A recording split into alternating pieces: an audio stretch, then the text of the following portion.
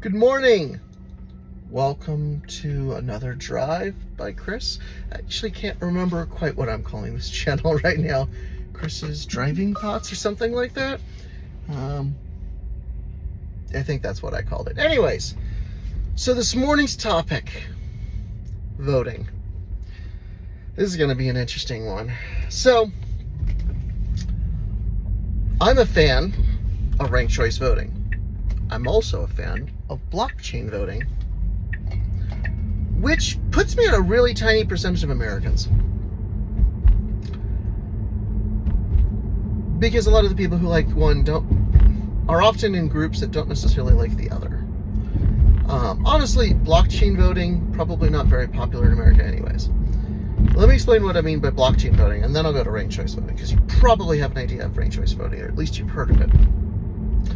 Blockchain voting is where every vote is recorded in the blockchain. Okay, I'll just sort of simulate it a little bit for you. Let's say that the United States has gone over to it. Every state has their blockchain. Each state would have a blockchain. Each county is then issued hardware and software, whatever, that can, as it records votes, as it processes a vote, it can then record onto that blockchain from that county. So, let's say I live in Arapahoe County. I'd vote by mail, which, by the way, Colorado's had for like decades, and it works really well, freaking awesome, and it means that my wife and I can just sit at home and fill out our ballot, researching people live and being like, okay, how do we really feel about this? And then say, okay, cool. Now let's drop off our votes at the local library drop box, or if we wanted to, we can mail them in. But that makes it really, really convenient. So I get a text when they receive my mail, and I get a text again when they've processed it. I'm like, cool. The extension here would then be, part of that would have a link to a web page I could go to, and I could verify my vote was recorded correctly. Because that's not something that you have right now. You don't know when you vote that they actually processed your vote correctly. You don't know if there was a hanging shed or a circle that you made that wasn't quite filled in or whatever. But in their systems, they could keep a picture of that ballot. They've scanned it, they've digitized, the selections, then they put that into a blockchain. Okay, and they send that up to the state's blockchain with they're signing it. Okay, so that way, Colorado now knows, okay, Arapahoe County has processed this voter that we have registered, and each voting period, there'd be different IDs. So you really can't, in the end, correlate and figure out it's me. Now again, there's a lot of little details to be figured out here. I'm glossing over the ones that I just don't want to deal with right now. And they are very real, and they would have to be figured out before we could really deploy something like this. But then I would get a link that says, hey, thanks for voting in Arapahoe County. Click here to view your vote.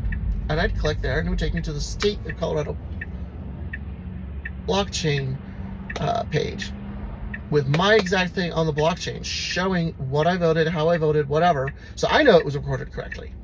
But here's the other cool thing about the blockchain then, okay? Because now I know that it's been voted correctly, which I don't really know that right now. But the other cool thing is, because it's a blockchain, anybody can publicly view the contents of that blockchain and the changes. If I were to change my vote, if I get a new ballot and I send it in and it gets processed in time, it would link, it would have the same person. So it would replace the vote for the old one.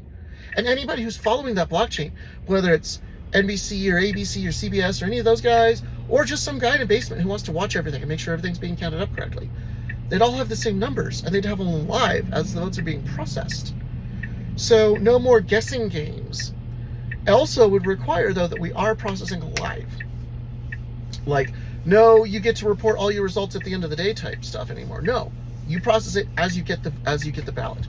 Like, that blockchain opens up, so many months, like 3 months before voting, or however early it is that the earliest mail-in vote or remote voter or anything like that type thing is going to go out. That's when it opens up at the state level. Counties are now required, as of this date, any ballots that you receive, or any ballots that you maybe had received before in case they delayed it or something, must be processed within, maybe at the beginning it's like, hey, you have to process them within 2 weeks, and then, after that 2 weeks, you must process it within a day, and then, this time period before the voting, you must process it within 4 hours, and then the day of, you must process it within 15 minutes or, whatever. Something like that, where it's like, no, we're going to have good data about what's going on. We can see if people change their vote, and that's fine for people to change their vote, but we get all of this nice raw data of the voting. So everybody sees the exact same numbers. Everybody knows exactly what percentage everything is. And then here's the other thing. Now you combine that with ranked choice voting. See, I love ranked choice voting because honestly, I don't like the whole voting for the lesser of two evils method. It's sometimes called first past the post. But I like to call it voting for the lesser of two evils because that's really what it ends up becoming. Somebody has to have a majority, and therefore it's first past the post. You can't get any other third parties interested. Now, here's the thing. I don't agree with everything the Democrats have, and I don't agree with everything the Republicans have. I agree with parts of their things. It'd be awesome is if I could vote for a candidate who really aligned with me. And in fact, I suspect a lot of people are like that. A lot of people are like, yeah, actually, I don't really agree with everything that Trump or Biden or Hillary or Bernie or whoever else, has to say. But I like parts of their stuff, or I really hate the other guy. Now, that's not how you should be. You shouldn't be voting based on, I really hate the other guy. You should instead be voting for what you want. And then you compromise from there. You're like, okay, cool, I would really love to have this person, but if I couldn't have that, then I'd have this person. If I couldn't have that, I'd have this person. We do it with our kids. When we're going to go to, McDonald's, Burger King, something like that, especially if it's like, oh, okay, well, what do you want? Well, I'd really like a ice cream sundae. Okay, well, what if the ice cream machine's down? Well, could I have a shake? Okay, maybe. I'm not sure if that's the same machine. If you can't have that, what do you want? Well, then I want this other thing. I want a supersized Sprite. Okay, cool. Well, what if their Sprite syrup's out? Oh, then I want a Coke. Okay, cool. Thank you. I've got enough selections now that I can go down that list of essentially ranked choice voting from my kid for what to get them at McDonald's or Burger King or wherever. And honestly, it's not just fast food, We might do that for takeout. Oh, well, can I have Szechuan chicken? If not that, can I have sesame? And if not that, can I have the tofu curry, the green one? Okay, cool. That gives me an idea of what you're trying to get. With ranked choice voting, we get to do the same thing for politics, for our country, for our state, our city, everything else. Sort of like, if I had my druthers, this person would win. But if I can't get that, I like this person well enough, and honestly, if I have to, I can settle for that guy. Okay, cool. That's good enough. Because if you had ranked choice, so ranked choice voting gets complicated, especially because people have difficulty with trust in their votes. Because it is more complicated. It's not just, I voted for X, and how is X doing on the percentages? Okay, that one's really simple. The problem is it's too simplistic. For as nuanced as politics is, it's just far too simplistic. Way too simplistic. And the two big parties have no reason to introduce ranked choice voting. None. Because it challenges their ability to stay in power. And in reality, I don't think it actually does. I think what it'll end up doing is they'll still end up winning quite a bit. But what it helps show them is the nuance that people want. And no, it is not a mandate. Boy, you won in the third round. You need to really look at what the guys in the first and second round that were eliminated had, because had you been closer to them, you might have won in an earlier round. It's not a mandate. Think of it that way. But with you combine that ranked choice voting, which, just to keep it super simple, you just have this whole slab. No, I don't think slab's the right word. Anyways, you have a whole list of people you can vote for a given position. And let's say it's president, and you have, Jill and Bernie and Hillary and Biden, and in reality you wouldn't necessarily, because I guess the parties would probably still have only one candidate, although I suppose nothing says that they can only have one candidate. Maybe they could have two candidates. I don't see a reason why we couldn't do that. But you just have a whole bunch of people who somehow qualify for that presidential election, either by nominating for a party or maybe hitting certain polling requirements or something. So then you say, cool, this person's my first pick, and then this person's my second pick, and third pick, and fourth pick, etc. And then as these votes are being tallied, what you do is you go, okay, based on all of the first round votes, is anybody winning? Does anybody make it past the post? Meaning 50% plus one vote.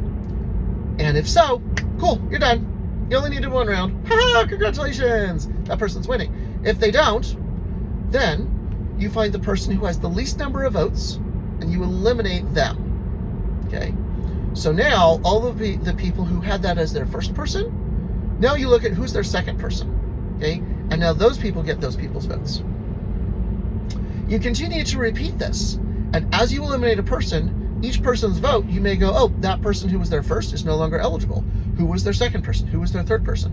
And eventually you get to a round where there's really only two people left. Now, you might not actually get to that far, because you might get to the point where it's like, oh, this person is 51%, and then 10, et cetera, et cetera. Okay, cool. Again, as soon as you have somebody who's got 50% plus that one person, that person instantly wins. Now, they've got enough majority, because that's how people wanted to vote. Like, that's their more nuanced vote. And that's freaking awesome. I love it. It is complicated, though, because you can't just be like, oh, I voted this way. Okay, cool. Well, is my guy winning? Well, I actually have multiple guys kind of in the race, you know? And so it's more complicated in that respect. But you bring some clarity to that, some transparency really more, by doing the blockchain voting. Because now I could write a program that just follows the state's blockchain, pulls it down, and live is constantly recalculating. Like an entire memory database of just, here's all the votes, and right at this second, does this person have a majority of first person votes, first and second person, or first and second, where, you know, the lowest person's eliminated. You can simulate that every few seconds and just run through in a computer program. I mean, doing it in RAM is not that hard. I'm sorry, it's really not. Now, the presidential elections, the nationwide things, those will probably take a little bit more computing power, don't get me wrong. And in some ways, it'd be kind of fun to build a program that does that for like CBS or somebody, where it's like you have to pull in all 50 states, you have to know if you're behind by any significant degree, and then constantly recalculating that in memory, and doing it in a way that is not hideously inefficient would probably be a lot of fun. I will say, it'd probably be a lot of fun. But here's the thing though, the blockchain voting brings that clarity, that transparency really, to how is it going. Because you could watch and be like, oh, my first person candidate's doing really well. That's awesome. Yay, I'm so excited. You know, or, yeah, my first person's not doing all that great, so my vote might go to my second person who's doing pretty well, you know. And you could watch it live on, you know, all of these different networks, because you can watch as they're constantly shifting, you know, how they think the vote's going to go, and, you know, they're running their analyses, and they're like, yep, you know, based on the blockchain, then we've all got the same blockchain. So we all are going to calculate the exact same results. This is the person who's winning right now. You know, as it shifts constantly. And I think that brings the ability for us to say, yes, for certain, my vote was counted correctly. I've got access to a blockchain, so I know how all the votes were done. And if somehow there's 1,000 votes in a county that only has 823 voters, that I can go to the state and then go, hey, wait a minute, you told me there's only 803 registered voters in this precinct, district, county, whatever. How come there's 1,000 votes of unique voters on the blockchain? And they, on their side, would have to have a mapping that, like I said, has to change every, I think, I don't see a way of doing this that could preserve enough privacy to do this. What you can't do is allow somebody else to figure out how I voted. Which means you really can't say the same person could move to different counties and still have a common ID. Which means each voting time, the voter ID that I have with the state, essentially there has to be a random version of that for that voting session. Now it has to stick for the voting session, so you know that if I voted twice, you can cancel my original vote. Or uncount it and then recount my new one. But at the same time, what you can't do is say, oh, that identifier is permanent across the blockchain. Now the state could see, you know, they could map, okay, cool, you know, he was this identifier in 08, he was this identifier in 12, blah, blah, blah, blah.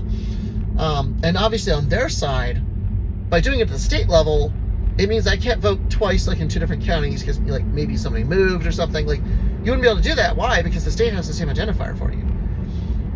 No, because some people are so against a federal ID, which is hilarious because they're the exact same people who think that you should have to show ID for voting, and we need to know that only the right people are voting.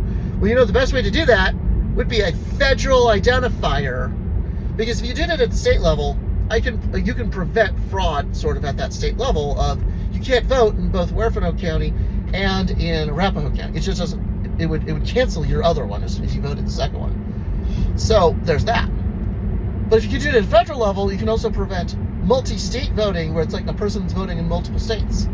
It'd be sort of sorry, no, you voted in multiple states, so therefore we've canceled out your vote. Now, of course, then that requires, okay, cool, how do you prevent somebody from fraudulently claiming to be somebody else? And that is certainly something that requires some thought. And I'm not saying I have a solution for that. But that's a problem right now. Somebody can pretend to be me, get a new ballot, file that ballot. It's illegal. Doesn't mean it's not possible. It just means it's illegal. And cancel out my ballot right now. And guess what? I'd have no idea that it even happened. Except that, at least if they did it in Arapahoe County, I'd get a text. That's it. But if they did it in some other county, I wouldn't get a text, because I'm not set up in that county. And there's no state level or federal level voting system thing. There's no system that says hey, you cast another vote, or you changed your vote, or whatever. There's none of that, which is kind of frustrating. That's where I think this solves some of that, especially if we could have a federal identifier. And we kind of do, because we have the Social Security number / taxpayer identification number. So why don't we just make it a resident identification number? And there's a database that you can call to find out, is this resident is this number a legal immigrant, temporary immigrant, do they have a green card, do they have a whatever card it is that temps have, are they a U.S. citizen? We can tie it to their social. We can just use the Social Security number, although I'm not sure if the number series is big enough actually to really handle it properly. Might have to issue a new one. And then it can be tied to your state ID, so that you can't have multiple IDs in different states. It can be tied to your bank. Our Social Security numbers are already tied to our banks. So the feds already know all the bank accounts you got. So why not use that for voting? Sorry, but your social can only be on one voter record. And then you have to prove to the state through their DMVs that you really are you. Okay. But by doing that, we help prevent vote fraud. And with the blockchain, we help catch it. If people are voting multiple times, if there's more people voting than are actually in a county, things like that, that can all be caught in this blockchain. And then with ranked choice voting, people can actually vote, I guess, more honestly, more sincerely. This is who I really want. This is who I'm pretty happy about. This is who I'd settle for. And then we get more accurate votes, and we get more accurate voting, because we know that the people who are voting have only voted the right number of times for the right things. Because it's not just presidential stuff. It's governors, it's senators, it's mayors, it's, how is 2A doing, or 2B, or whatever amendments we're making, or, passing changes to our city charters, or whatever. All of that can be watched live. And honestly, I also think that polling companies could potentially use that as data to say, hey, these are the kind of questions we should be asking for. And of course, people who are pushing for or against certain things, they could be like, oh, this tactic isn't working so well. We need to reword it, or we need to really hit hard in the rural areas, or the urban areas, or the dense urban areas, or with women, with children, or whatever. Not because you'd have a huge amount of demographics in that blockchain. I think we need to be careful about what kind of demographics are accessible to that. But at least county, maybe even zip code. Because if you can do it, especially at the zip code level, then you can sort of say people in this area do or don't like this particular, idea. Oh, let's start a water district or whatever. Okay, well, it's, right now it's not just, it's polling, but right now it's not voting well, And the thing is, the votes are so much more accurate than the polling, because the votes are the votes. Pollsters can be wrong, but votes, you're not sampling. You're getting the votes, I think there's a lot of benefit to it. There's one huge disadvantage, massive disadvantage. If you, and it's not with ranked choice voting, it's with blockchain. If you go to blockchain voting, technically speaking, your voting record is accessible. And that means I can be held at gunpoint and forced to show how I voted. And by the way, when I say at gunpoint, I don't just mean just at gunpoint. I also mean that my company could say, hey, we need you to show us how you voted, and in exchange, you do or don't get a Christmas bonus, or you do or don't get a promotion, or a job you want, or I'm just going to make your life a living hell because you voted for the other guy. And that security from being demanded to prove how I voted is something we have right now under the current system, because I can't even prove it to myself. But that also means because I can't prove it to myself, I can't prove to anyone else how I voted, which is good, but it does have this sort of downside that I can't prove to myself that my vote was recorded correctly. I think we can give that up. I think we can say, hey, you know what, this is so important. We need to make sure we have really good protections around how we make sure that people can't be required to show that. But that's certainly something that has to get figured out. But the benefit to the trust in the system, the trust of knowing how the voting is doing, only the right people are voting, which again, like I said, I haven't fully solved, but knowing what the votes are, how it's coming out, knowing that your vote was recorded correctly, and then also being able to choose the people you actually care about is pretty huge. And if we could just figure out a couple little things, like how do we make sure the only people who are supposed to vote, and they're only registered in one place, and I think a federal ID goes a long way to solving that. And then how do we put protections in place so that you can't, if you're demanded to show that, how do we protect you from what companies or managers or whatever want to force you to do? Anyways, those are my thoughts for the morning. You guys have a great day.